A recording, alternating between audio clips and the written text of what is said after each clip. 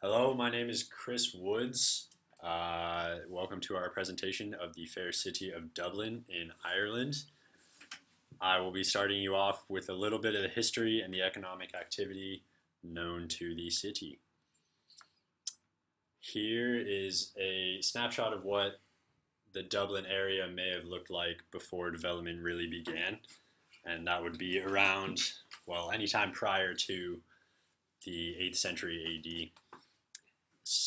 Settlement was pretty sparse. It was mostly rural and agriculturally based. It would have been centered around the river that divides Dublin. This river here, known as the River Liffey. You can see the size of the bay, and this is actually what made it attractive to subsequent invaders. Here we're looking at the River Pottle, which is one of the more famous of the Dublin rivers because of this site, the high ground right before it reaches the Liffey, would be where Dublin Castle would be set up by the Viking invaders and subsequently remodeled century after century by every invader thereafter. This little pool where you see Lynn Dub is actually where Dublin gets its name. The River Pottle kind of stilled here just before it entered the river, and this place would be used as a harbor for trading boats, and the water would look black, and so they called it the Black Pool or Dublin, and that name would stick. And this is just a 1900s view of the castle. It doesn't look a whole lot like what it used to, but it is what it is. So moving on to the economic activity of the city. The city and the country as a whole were primarily agriculturally based and still are, but Dublin itself has transitioned from numerous economies. It started with cows and sheep and crops based around the River Liffey and its tributaries, but once the Vikings invaded and set up Dublin Castle, the weapons they brought would be a huge trading good. They also brought the practice of taking slaves during warfare, which they would then sell, and both of these actually brought huge economic opportunity to Dublin and Ireland.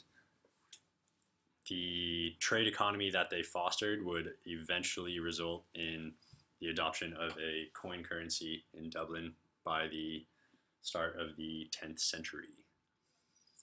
Later on, the Vikings would be kicked out by the Anglo-Saxons, who had mostly technological advantage. While their rule was tentative at times, it was strong-handed at others, but because it was colonial rule, the health of the city was kind of dependent on how much attention the English showed it. So it would wax and wane as time progressed. They went through a lot of recessions, got hit by a lot of plagues, and populations suffered, but there were also a lot of great times.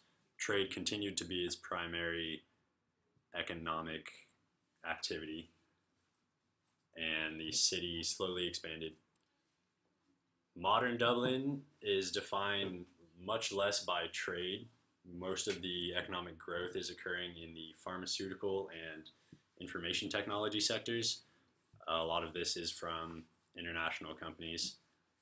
They were also hit hard by the global 2008 recession, so many of the businesses, the restaurants or shops have closed, and it's kind of a stark sight to see.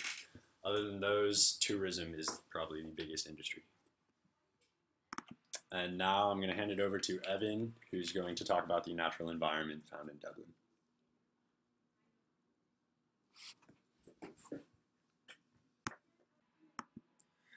So as Sean said, my name is Evan, and I'm going to be talking about the natural environment. So here we have a map showing Dublin, and as you can see here right in the middle, there's the River Liffey, which divides Dublin into north and south, and the River Liffey dumps out into the Dublin Bay, which is also located here on the right-hand side. So Dublin has about 19 different parks and gardens and one of these is St. Stephen's Green. St. Stephen's Green is prior to 1663 it was marshland, and in 1664 it was developed and opened to the public in 1880. There was a redesign in 1877 by Arthur Guinness, who is famous for his Guinness beer.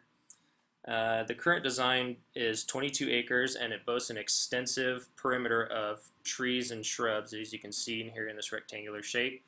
The streets bordering this are full of public agencies and government offices. The next main big natural area that you're going to see in Dublin is Phoenix Park. This is the largest public park in Europe at 1,752 acres. It is 352 years old, and it was originally conceived as a royal deer park in the 1660s. As shown right up here in the right-hand corner, there's a large herd of fallow deer that were there in the 1660s and are currently roaming the park. The park was opened to the public in 1747, and it also houses some other famous little landmarks in the parks, as the Magazine Fort, the Wellington Monument, and a detail of the Phoenix Monument and the Papal Cross. And also has the famous Dublin Zoo. So now to talk about the main feature of Dublin, which is the Liffey River. As I explained, it divides it into north and south. It's about 75 miles long, and it runs mostly northeasterly and dumps into the Dublin Bay. The River Liffey supplies about 60% of Dublin's drinking water, and there are numerous bridges along this river. And previously it was used for trading by the Vikings, and their main trade was shellfish. And from the River Liffey we go into the Dublin Bay, as you see here, from one of the parks overlooking the bay. And this is a C-shaped bay that was founded by the Vikings, and it's mostly shallow water with some sandy banks and rocky outcroppings. So the next topic I'm going to talk about is transportation. Here you see a map that's showing some of the public transportation in and around Dublin. We have the Lewis Light Rail, which is the light blue. There's a green line which runs mostly north and south, and the red line which runs east and west. You have the Dart, which is also a light rail similar to our trolley that we have that runs along the coast. And there's also a heavy rail that goes from inner city to connect other cities in the country. So here's a picture of the Lewis, which is the light rail. We have the Dart that runs along the coast. And here we have the Dublin bus, which is a double-decker bus. There's 111 routes, 18 of those are night routes, and there's an Airlink bus that directly connects you to the airport. So although there's a lot of public transportation, Dublin is also very pedestrian friendly. As you see here, this is a big popular area called Temple Bar, where there's a lot of walking. Streets are closed off so you can walk from bar to bar. Here you see the Ha'penny Bridge. It's one of the pedestrian bridges over the River Liffey. There are also numerous walking tours in Dublin, from pub tours to literary tours. And there are numerous streets that are closed off for shopping. And although there is a lot of shopping on here, tourists have become a popular target for criminals to pickpocket. And that's what Sean is going to talk about next.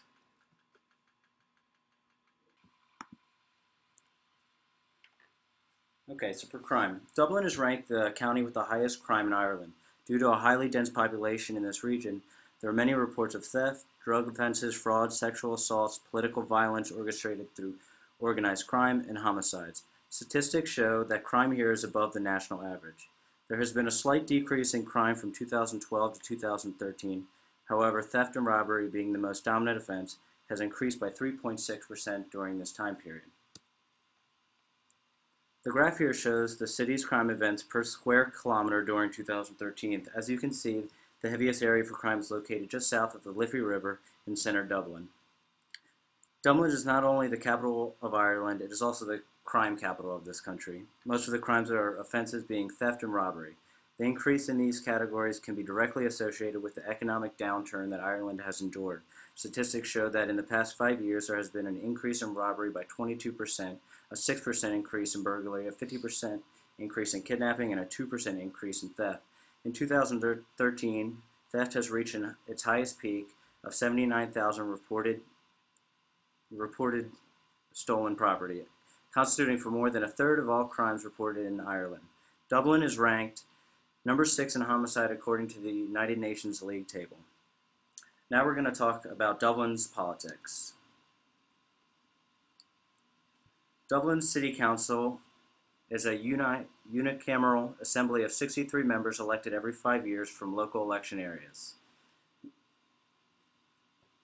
As you can see in this map, the electoral area boundaries for Dublin. The Lord Mayor presides over all of the districts and is elected only yearly terms. This photo shows the mansion house where the mayor resides. The local government is made up of five county borough corporations from each of the major cities and has a total of 29 county councils.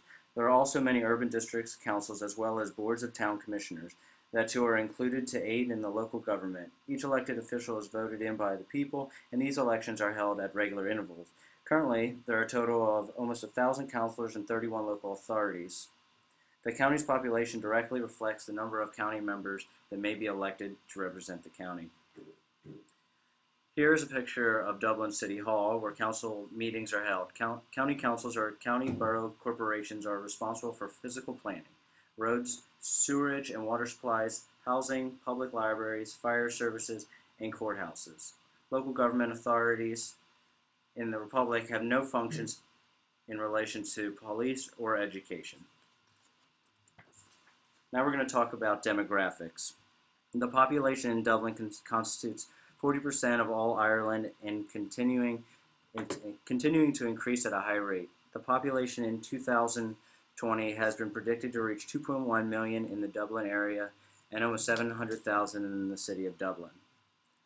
This is a map of Ireland showing a distorted population density. As you can see, Dublin by far has the largest density of people. Next, Ryan is going to talk to you about Dublin's tourism. Hi, so I'm Ryan. Tourism in Dublin plays an integral role in bringing overseas tourists to Ireland. In a 2010 study, it was found that out of all tourists visiting Dublin, 36% of them are from Britain, 39% are from mainland Europe, and 18% are from North America.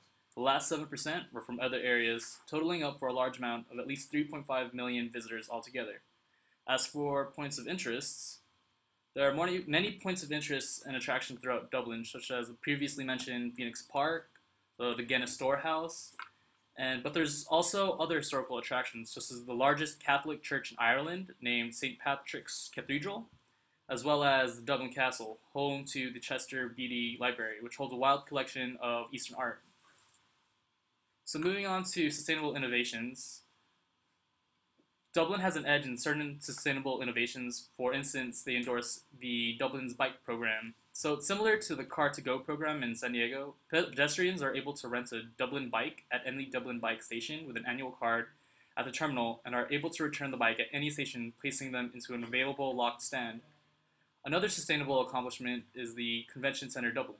The CCD is the world's first carbon-neutral constructed convention center. Built in 2010, the center was later ISO 14001 accredited for its green innovations, such as using the building for natural lighting and other things, such as comprehensive waste management policy. Continuing off the topics of buildings, Dublin has a very interesting architecture. Most of these were 18th century as Georgian mansions and buildings are spread around the city, as well as Victorian buildings blending in between the buildings, while most principal buildings have a neoclassical architecture with them. Lastly, one of the most prominent and famous buildings is the Dublin Spire, which stands at an impressive 121 meters. In conclusion, Dublin is a diverse and always shifting city. It represents the country politically, if it does not culturally. Regardless, it's a great place to be. It's a cheery town with some great drinks. So head there and sláinte.